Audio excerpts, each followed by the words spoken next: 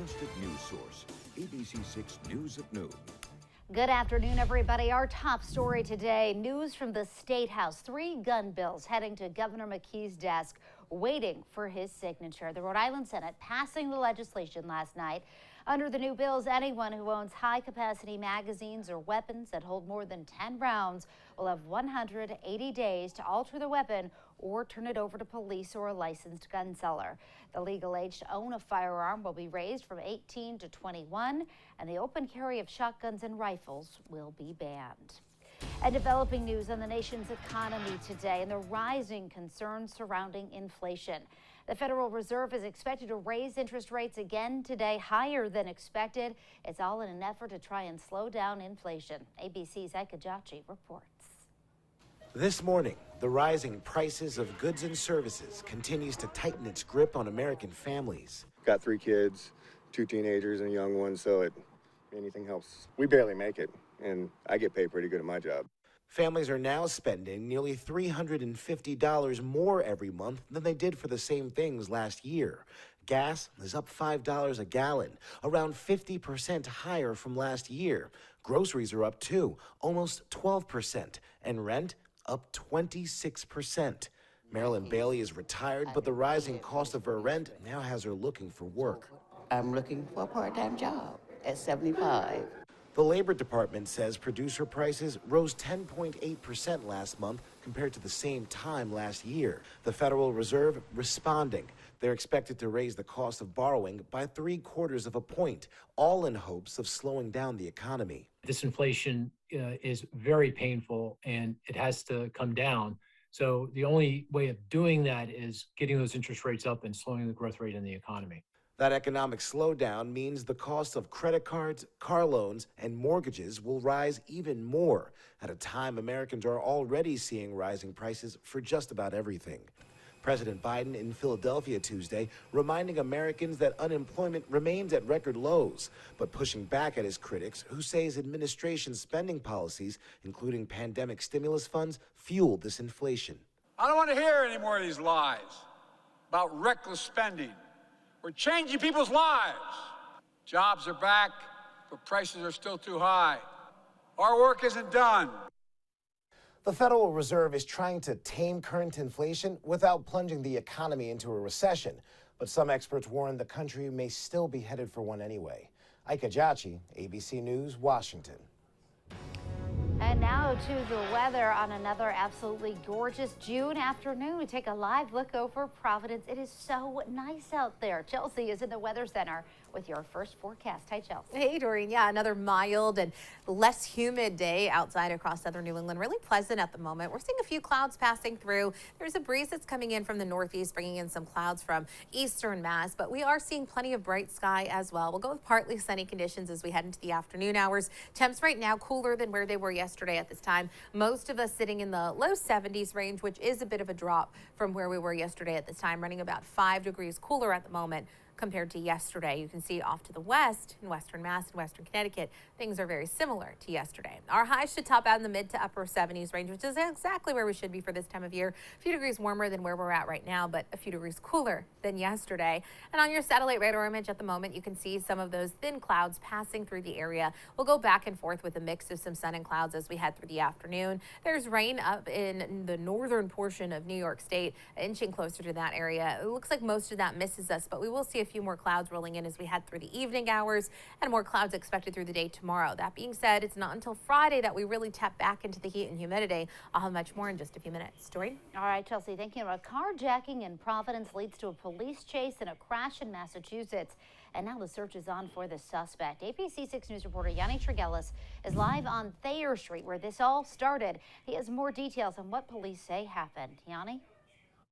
Yeah, good afternoon, Doreen. Police say a carjacking happening last night here on Thayer Street at 275 Thayer Street, right outside of the Baja's Burritos restaurant. And then the suspect that stole the car then fleeing down Thayer Street and heading northbound. Now, we're told the suspect ordered the victim to give up his keys, but he refused. And police say the suspect, who was described as a light-skinned male wearing a light gray sweatshirt, red sneakers, and a medical mask, then struck him in the head multiple times, grabbing his keys and fleeing in a 2021 Dodge Charger with Colorado plates. We're told Pawtucket police later pursuing the vehicle up Route 95 north, and shortly before 2:30 a.m., a Massachusetts state trooper saw the car heading north on 95 exit 26, and after attempting to stop the car, the suspect crossed over the median onto 95 South and took an exit towards Norwood, then crashing the car on Providence Highway and fleeing towards a plaza along the way. And Norwood and state police then setting up a perimeter outside of that plaza before ultimately calling off that search at about 4:20 a.m.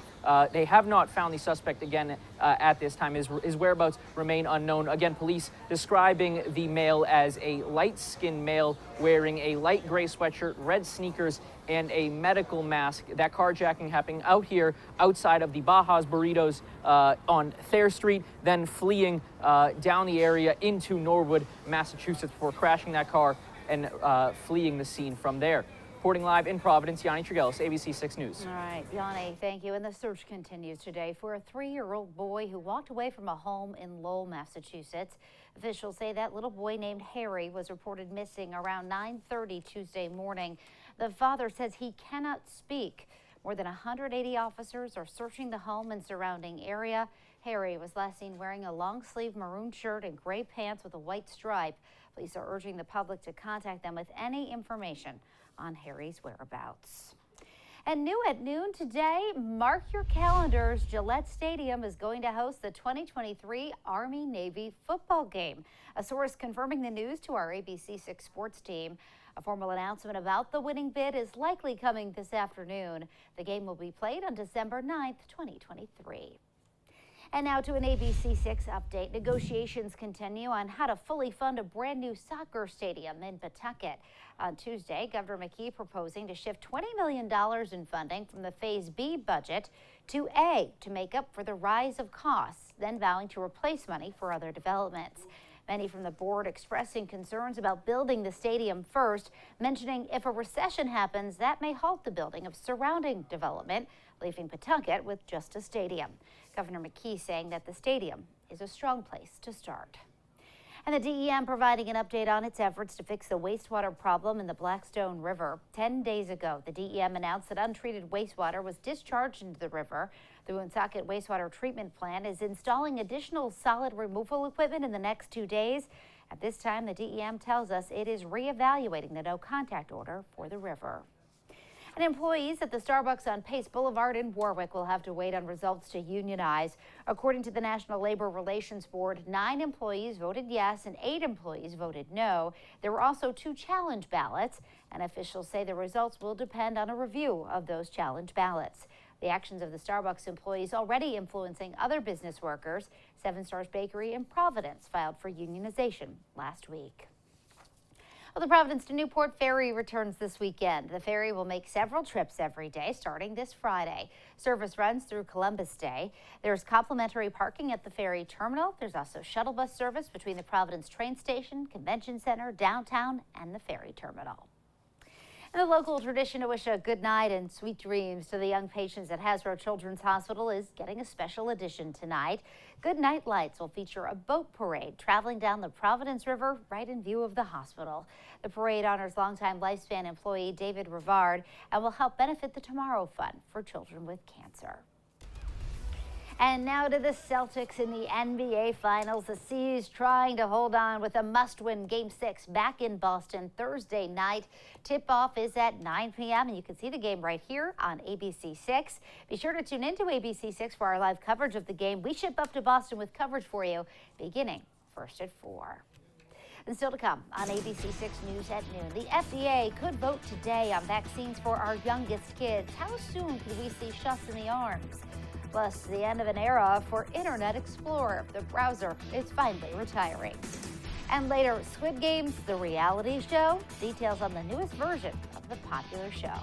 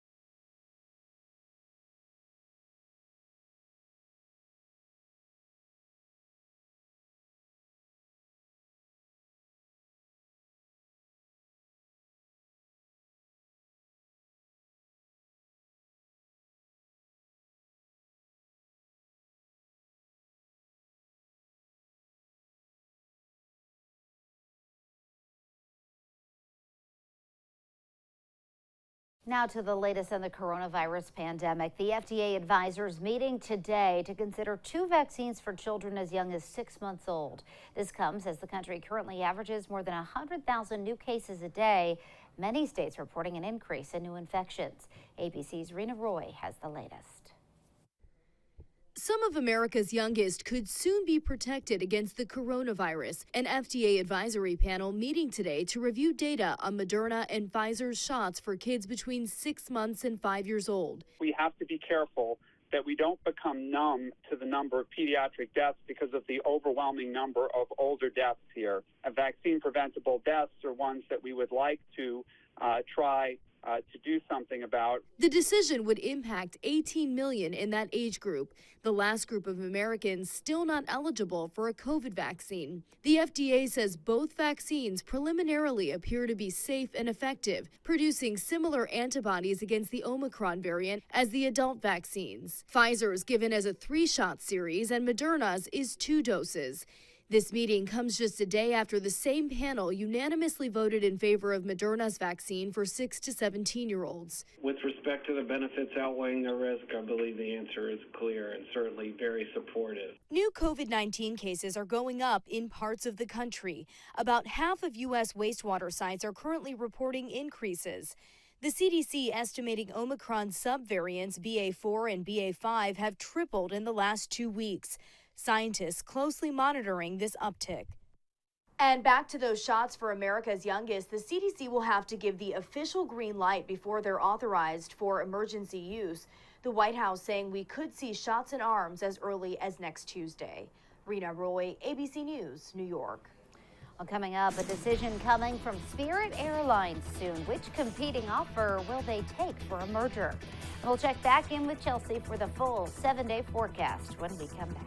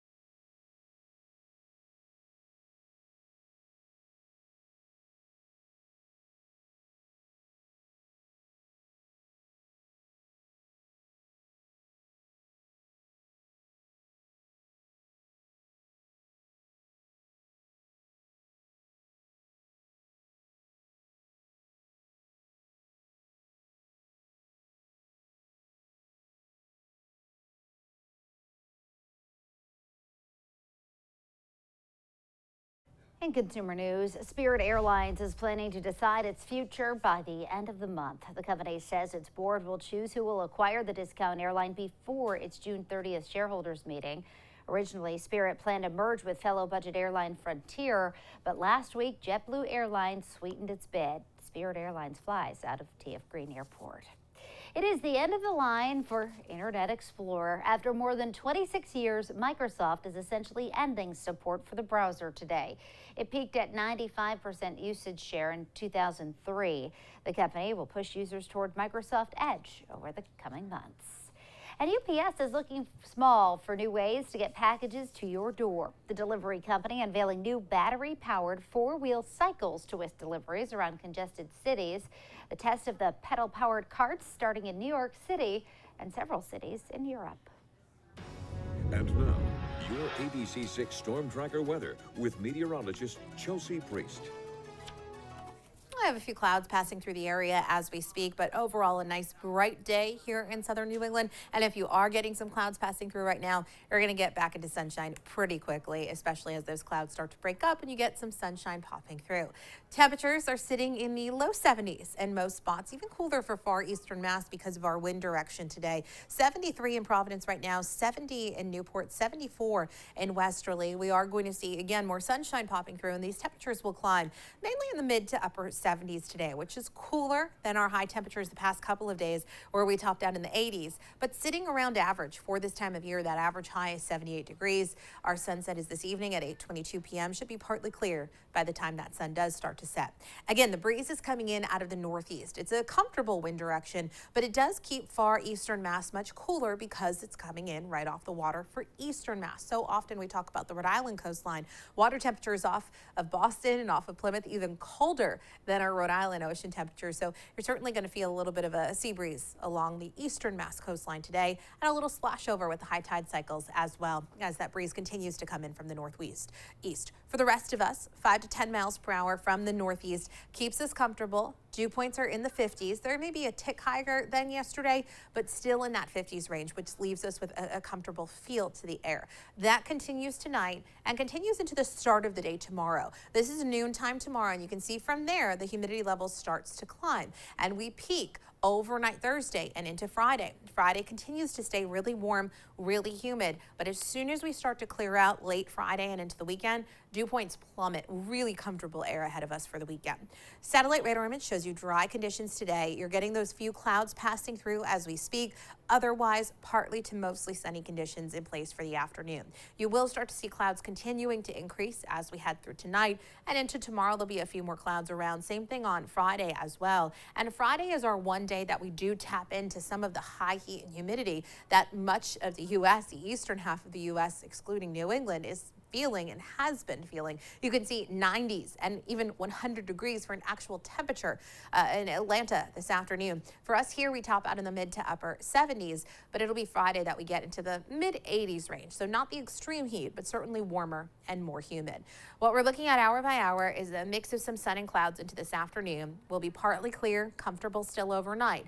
Now tomorrow, this front approaches from the west. You can see rain and storms showing up to our west. We don't quite tap into that. It'll get close, and you'll see more clouds around tomorrow. That muggy factor starts to go up. It's not until overnight Thursday into early Friday morning that we start to see some scattered showers developing. Friday is not a bad day. It's warm, it's humid, and there'll be some scattered showers and storms around at times. This model showing about 2 o'clock in the afternoon, some isolated showers and storms coming through. From there, that line crosses through. We get brighter into the weekend, especially the start of the weekend, and again become more comfortable.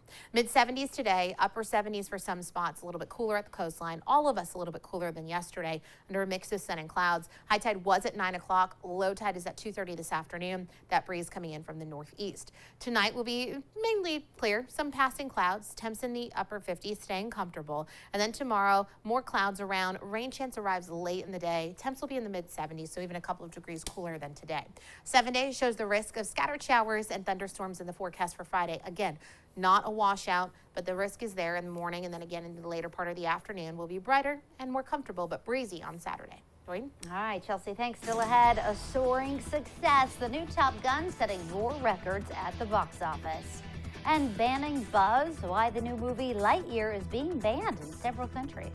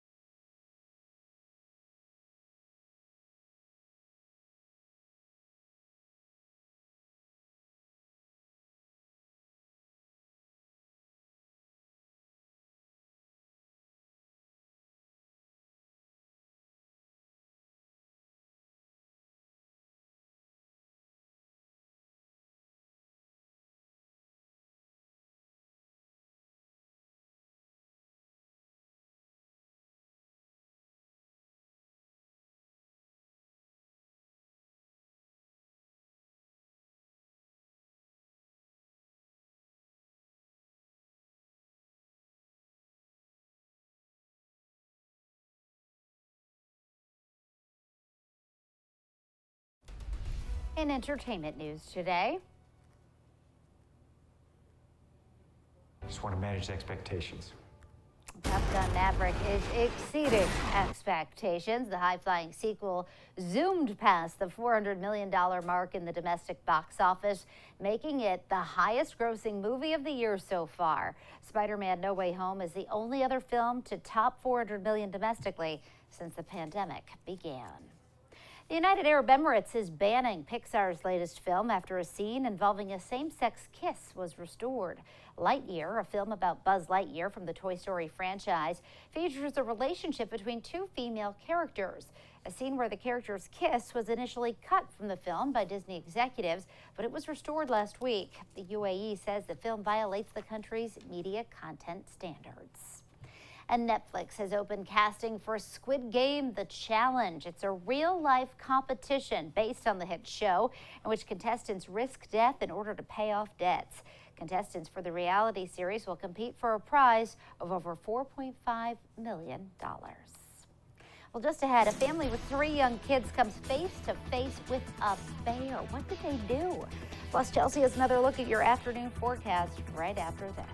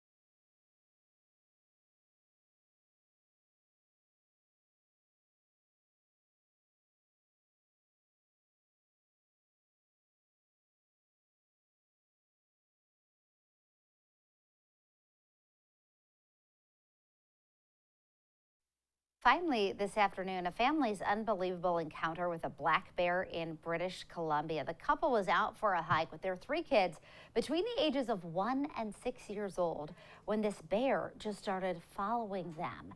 It was blocking their way back to the parking lot, so they had to keep walking up the trail. The dad telling the kids, "Do not run." This went on for 20 minutes, more than half a mile, and the bear eventually trailed off. Now, Chelsea, my first thought was, why were you recording? Seriously. That would not have been my instinct. Seriously. Mom's an influencer about nature. Okay. And so that was why she was recording the whole thing. And she said they were in the bear's hood, so they needed to respect the bear.